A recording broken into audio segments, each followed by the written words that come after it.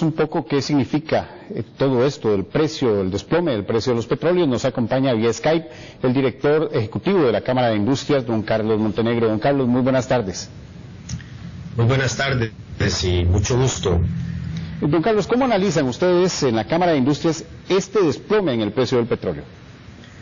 Bueno, nosotros lo vemos con mucho cuidado porque lo que está ocurriendo a nivel del precio del barril de petróleo no necesariamente ocurre con el precio de los derivados del petróleo.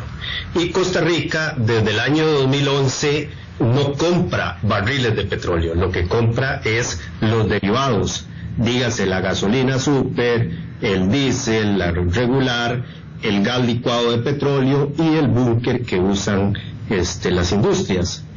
De modo que no necesariamente este alegronazo de que bajan los precios del crudo pues se transmite directamente o de forma inmediata en los precios de los combustibles que utiliza la industria y los consumidores acá en el país.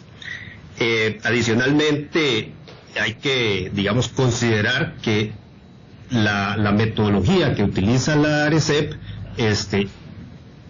refleja prácticamente con un mes de retraso lo que esté pasando con el precio de estos derivados del petróleo, o sea, lo que dependiendo del precio de la gasolina y el diésel en el mercado internacional, especialmente en el mercado de Estados Unidos, pues un mes después es que se va a reflejar acá en Costa Rica, y adicionalmente se va a reflejar con los costos operativos que tiene el país.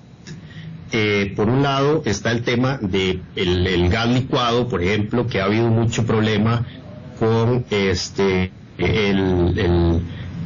almacenamiento, la forma en que se trae pues en un barco grande y luego se moviliza en barcos pequeños, y todo eso le suma un costo que cuesta mucho verlo reflejado ese efecto, el precio internacional en el precio local. En el caso del búnker también hay un costo que se le suma localmente por el trasiego de recope y el almacenamiento que conlleva también costos de mantenimiento.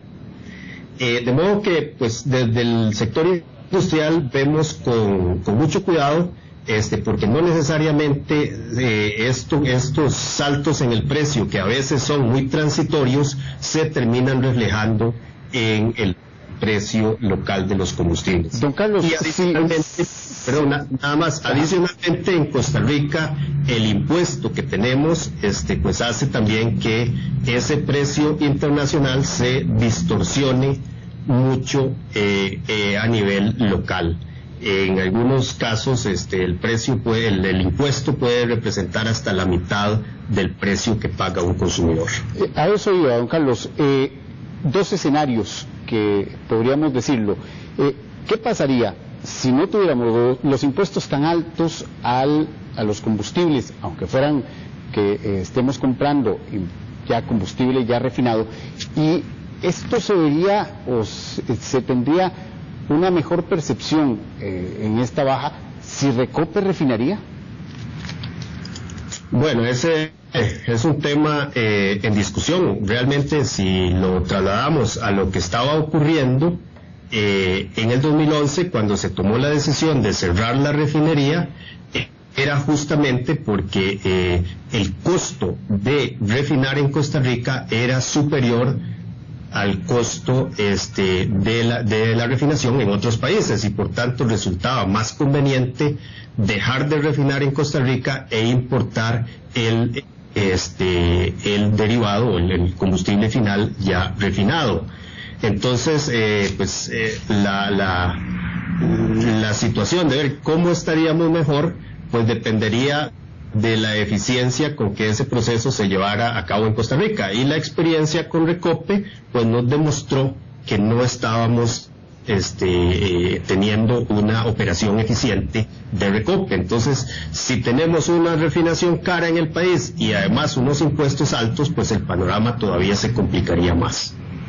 Don Carlos, ¿ustedes estarían opuestos al proyecto de ley que se está tramitando en este momento en la Asamblea Legislativa para congelar ese precio del combustible?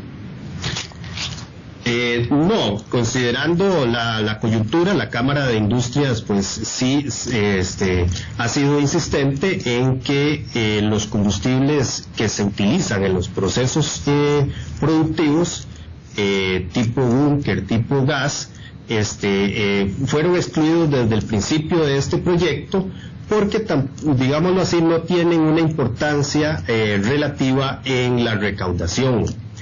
Realmente la lógica de esto es pues aprovechar un poco esos precios bajos y generar pues un fondo para poder apoyar a las personas que están necesitando en este momento ayuda. Entonces en ese sentido la Cámara de Industrias pues apoya esa iniciativa. Sin embargo pues lo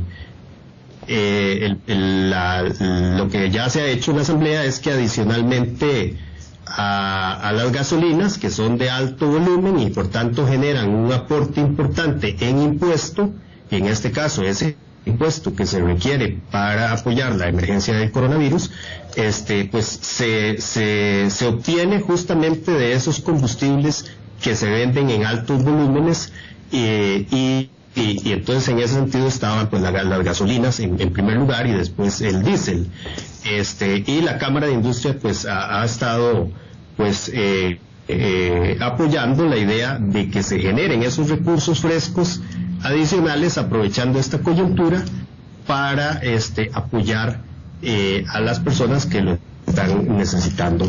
Pero finalmente pues es una decisión de los señores diputados, una decisión política de cómo finalmente va a quedar ese proyecto. Muchas gracias a don Carlos Montenegro, director ejecutivo de la Cámara de Industrias, que nos ampliaba un poco más sobre esta reducción del precio internacional, una caída bastante fuerte y que, como dice don Carlos, hay que esperar un poco más y no empezar a lanzar las campanas al vuelo todavía de una rebaja completamente sustancial. Gracias, don Carlos, buenas tardes. Con mucho gusto, buenas noches.